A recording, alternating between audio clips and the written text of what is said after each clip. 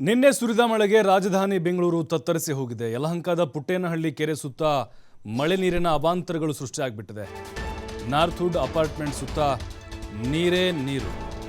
ಯಲಹಂಕ ಸುತ್ತಮುತ್ತ ಈಗ ನಿನ್ನೆ ಸುರಿದಂತಹ ಭಾರಿ ಮಳೆಗೆ ಸಾಕಷ್ಟು ಅವಾಂತರಗಳಾಗಿದೆ. ಪುಟ್ಟೇನಹಳ್ಳಿ ಕೆರೆ ಸುತ್ತ ಮಳೆ ನೀರು ತುಂಬಿಕೊಂಡ್ಬಿಟ್ಟಿದೆ.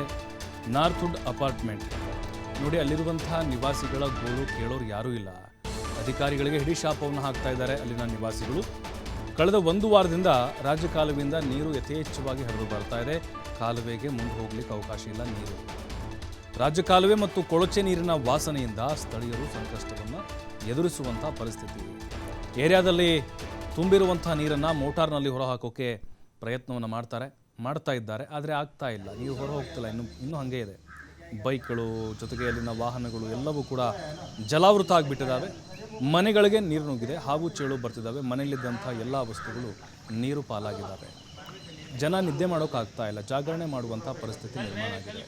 ಇಲ್ಲಿ ಯಾಕಾದರೂ ನಾವು ಮನೆ ಮಾಡಿದ್ವಪ್ಪ ಅಂಥೇಳಿ ತಮ್ಮಷ್ಟಕ್ಕೆ ತಾವೇ ಬೈಕೊಳ್ತಿದ್ದಾರೆ ಜನ. ಈ ಹಿಂದೆ ಪಾಪ ಎಷ್ಟೋ ಜನ ಸೈಟ್ ಕೊಡ್ತಾ ಇದ್ದಾರೆ ಅಥವಾ ಅಲ್ಲಿ ಏನೋ ಲೇಔಟ್ ಮಾಡ್ತಾ ಇದ್ದಾರೆ ಅಂಥೇಳಿ ಸೈಟನ್ನು ತೆಗೆದುಕೊಂಡು ಮನೆ ಕಟ್ಟಿಸಿದಂಥವ್ರು ಈಗ ಅನುಭವಿಸ್ತಾ ಇದ್ದಾರೆ.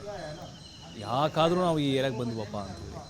ಯಾಕೆಂದರೆ ಅಲ್ಲಿ ರಾಜ್ಯ ಕಾಲುವೆಯ ಸುತ್ತಮುತ್ತ ಮನೆಯನ್ನು ಕಟ್ಕೊಂಡಂಥವ್ರು ಅಥವಾ ರಾಜ್ಯ ಕಾಲುವೆಯನ್ನು ಒತ್ತುವರಿ ಮಾಡಿಕೊಂಡು ಇನ್ಯಾರೋ ಪ್ರಭಾವಿಗಳು ಲೇಔಟ್ಗಳನ್ನು ಮಾಡಿ ಜನರಿಗೆ ಮಾರಾಟ ಮಾಡಿದಂಥವ್ರು ಅಥವಾ ಕೆರೆಗಳನ್ನು ಮುಚ್ಚಿ ಅದರ ಮೇಲೆ ಸೈಟ್ಗಳನ್ನು ಮಾಡಿ ನೆಲಸಮ ಮಾಡಿ ಅಲ್ಲಿ ಮನೆ ಕಟ್ಟಿಸ್ಕೊಂಡಂಥವ್ರು ಈಗ ಪರಿಸ್ಥಿತಿ ಹೀಗಾಗಿದೆ ನೋಡಿ.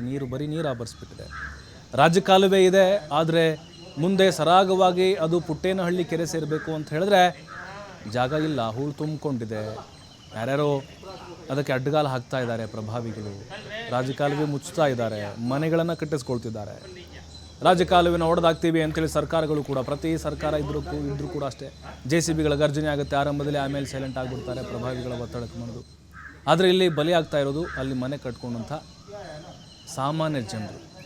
ಪುಟ್ಟೇನಹಳ್ಳಿ ಕೆರೆ ಸುತ್ತಮುತ್ತ ಇರುವಂತಹ ನಿವಾಸಿಗಳು ಈಗಲೂ ಕೂಡ ನೀರನ್ನು ಹೊರಹಾಕುವುದರಲ್ಲೇ ನಿರತರಾಗಿದ್ದಾರೆ.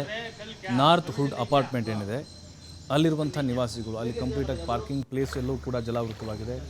ಮನೆ ಮುಂದೆ ನಿಲ್ಲಿಸಿದಂಥ ವಾಹನಗಳು ಕೂಡ ಈಗ ನೀರಿನಲ್ಲಿ ತೇಲಾಡ್ತಾ ಇದ್ದಾವೆ.